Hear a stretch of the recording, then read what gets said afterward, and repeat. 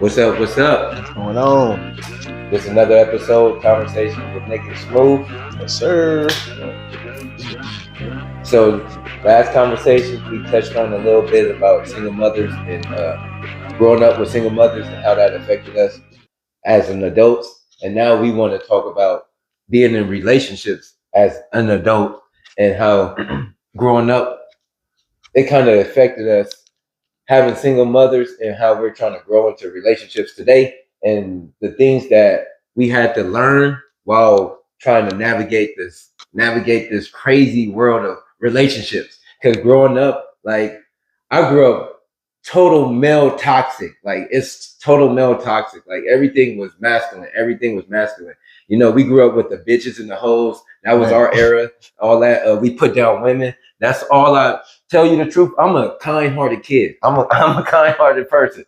But I grew up with that stigma of all women are hoes. All women, like really.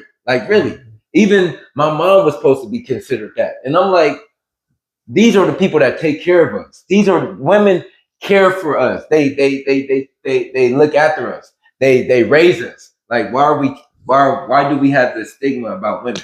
But it's a lot of things that just happen growing up in the hood mentally that we just not ready for and we're not fit. Because one of my first relationships was a girl that I met from I was 12 years old. We met on the party line. I don't know if y'all remember the party line, but I met her on the party line and we talk till this day. Like it's some movie type shit, like for real. And I know everybody out there probably got one of those relationships, but me and her, we connected good as children, as teens. But when we became adults, it became totally different because it's what she expected from me.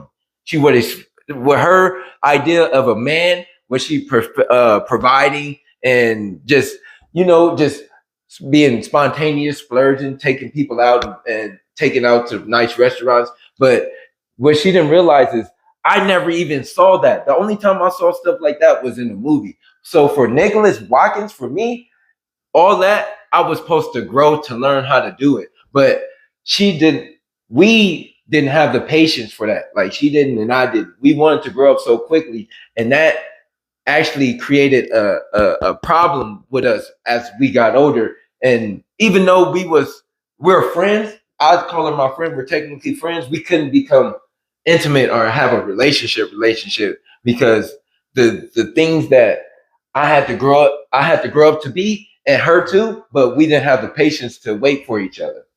Like, Oh shit, sorry. So I would say for me, the biggest thing, growing up with a single mother and getting into relationships was emotions. I didn't know how to control shit or how to access any of it. Like it really controlled me growing up until I probably would say 4 years ago. To be real, like it really hindered me. It made me choose the wrong path a lot of the times, and I couldn't understand, why I'm getting this outcome. I didn't know how to self reflect to later. Not to say only a man know how to self reflect, but my mom didn't, and she didn't teach me, so therefore I didn't know. Um, it was a struggle. It was a big struggle. A lot of the times I couldn't step out of myself and really look at what I was doing or look at any harm or negativity I was causing anybody in the relationship. I thought I was always right. You know what I mean? Like a lot of it, I didn't have nobody to show me another path. I didn't really have that strict or ego watching me. My mom was at work all the time, and when she got to the crib, she cooked. We knew her schedule. So if anything, we could sneak out before, after, sneak somebody in. Whatever. We she disciplined us, but when we got to a certain age, she stopped whooping us. So after that, what you gonna do? yeah. What you gonna do? Really, but it really messing me up, and I had to take accountability. Like, even though we go through what we go through with our parents. We go through a lot of trauma, a lot of things we do not understand until we have kids sometimes or until we get married. And we don't seek any help. We need to start talking about it, at least talking about it to the ones that will listen, because that's really big. A lot of us hold it in years and years. I know people who depressed right now, working with their head down, not even enjoying life. And like one of the problems is when I used to talk to her about counseling or therapy, she had this black stigma. I don't need nobody to talk to me about my problems. I think that's one of the biggest problems of us in our community. We've been oppressed. We have been delusional. We have been run amok. Like literally, our education system is horrible. So how can you say growing up in a horrible situation that you don't need therapy or somebody to talk to when you get older? We need it more than the white community needed, to tell you the truth. Because the things that we see growing up with the crackheads and the gangbanging, you're not supposed to endure that as a child. No child wants to see that. Now, all of us as parents now that have kids, you will not dare let your child be growing up in a situation like that today. No. You won't do that because you know the effects that it have on us. Like I used to talk to her all the time, and she didn't even want to talk to me. It's like all we doing is just having sex, just being with each other. It ain't no dialogue, no conversation, no building, no relationship building. And I'm tired of that. Like I need it more. I want more. Like we all deserve more. Even she do, but you got to want more to understand that at the same time. And as a man being 36 now, it's just like, damn, I look back at all those years and I would not say it was wasted years. It's just years I had to learn from all that different stuff. Like, and we want to teach our children now. We want to be that wall. We want to be that bridge right now, so they don't have to go through this soul searching at 30. My class, we talking about my psych class. We talking about the midlife crisis. How men have midlife crisis. Like they get to a certain age and they be like, I'm not young no more. I can't do this. I can't do that. I need to go do this. And it's like, yeah, you do. But if you really sit down and find yourself and know who you are, that midlife crisis can be easier, or you might not even have one because you already know that time has passed. I'm at a different level. I'm at a different spot in my life now. And we just got to mentally get in tune with ourselves. Like my boy said, like he's been through countless relationships that he can just he can tell you that you learn something, but it still ends bad. Man, I would say another issue I had was standing up for myself in the relationship. A lot of times us men are raised by women and we see that as authority. We see that as the end all be all that we should respect by doing, whatever. Nowadays we think doing whatever a woman say is pleasing women. And that's not it. That's not it at all. That's a form of control. That's we have to be individuals in the relationship. And sometimes, well, I can speak for me, it was hard to be that because the woman would try to mold me into something that I wasn't. And at the time, in my mental, I was just like, well, shit, I'm not gonna do everything, but I'm gonna do some things. But it should have been, I'm gonna be me, and I'm gonna let the one who loves me for me be around me. Like I that's one thing that I really had an issue with. Like I had to really sit down for a good year or two and do some work, do some shadow work, as we call it in the spiritual world. Shadow work. Sit down with yourself, go home to yourself, wake up to yourself, and do your work. And out of the times we're afraid. We know what we need to do. We may not be able to give it a name, a definition, but we know what we need to do inside. But it's hard. It's hard to do that work. But you can. We showing you right now. Like we done been through a lot. But we came out on the side. We understood our mistakes and we learn from it. And would you say in one of your last relationships that you, not that it was your fault, but you could have had some of the cause of the Almost definitely. why Any relationship, whether it's father, son, mother, daughter, whatever, it's two people. Yeah. So you choose to move how you move. You don't go off of what somebody else did. And I can say for sure that's what I did. I turned into her, and that was the worst. The worst. Yeah, that's what we're saying. And our conversation is just getting back to the mental. Like all this conversation is just, I'm trying to find my mental status, my mental. Who am I? I know I'm figuring that out right now, but I'm going on that journey of what am I?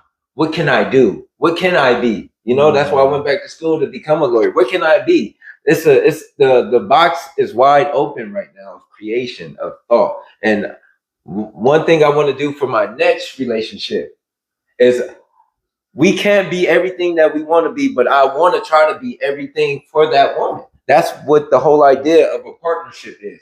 Whatever that she probably lacked or I lack, that somebody else can come and cover up. Or the support. Like I'm really realizing going through my struggles mentally, I need support behind me. If I don't have support, I'm gonna start getting lazy. I'm gonna start getting depressed. The anxiety, you're gonna start seeing it more and more. Like when people see me out in them streets, y'all always see me smiling and I'm happy all the time. And sometimes people see me and I'm serious and I'm not smiling because that's just the altercation that I go through. That's just the rearrangement that I go through all the time. Now that I'm being older, I have to go through that mental state where it's not going to be I'm not going to be in a happy place all the time, but I'm still happy, if you know what I mean. I'm just a human being. Yeah. Always. But a lot of people, I believe, I don't want to say fake the funk, but they try not to be who they really be. Like how you saying, they will try to act to be somebody else. We're in a social media world where people want to get likes. So if it's easier to be somebody else than my own self, I'm gonna go be that. You see all these, like, one thing I have a problem with in short story is the people that mimic like the famous people. Like, why would you literally want to be somebody else and not the person that your mom went through 9 months of labor to create? Like you just said, fuck that person. I'm gonna be this person. Like that's mentally crazy to me. But I can also understand that it's easier for people. So people, we live in America where if I can make $1 million easy, I'm gonna make $1 million easy. I ain't gonna take the hard road. And that's just with this conversation today. We just wanted to tip the iceberg of how we think and how our mentals are being shaped and how we are trying to become men and be in relationships and seem like we're doing a lot of things, but we're just trying to make what works work. And if one thing you try to get out of this is your mental stability, it's your health. You must be mentally stable to be healthy out here. If you're not mentally stable, you'll break down. You won't have enough energy to go. And we just need to all practice on being more mentally stable out here and have more mental stability out here. And I would say, if you're not afraid to talk to a therapist, I'm on this app called BetterHelp. You can text them, you could call them, or you can video chat. I don't even think they have the option to like be in person, but that's an option. Self-help books that really helped me in the beginning, starting my spiritual journey. But you have to do something. It's a lot of depressed men out there. It's a lot of men with anxiety. I just developed anxiety because of my job. That's a whole nother story. I'm pretty sure many men and women have depression and anxiety, and we're not talking about it. So even if you don't want to go to a therapist, talk to somebody you trust. Like, let it out, write it in a journal, talk to God. Like, you have to get it out. Consuming that and holding it in isn't good for anybody. Your kids, your wife, your family, your uncles, your nieces, your godkids, whoever you love is not good. And it's not gonna serve anything holding that in. So we gotta find a way to release that. Yep. And I told y'all I was gonna get y'all the numbers about that the black male suicide rate. Surprisingly, in the 80s, it was low. It was like under 10%. And the 90s, it started creeping up. And since 2015, we have over 38% of males, black male suicide.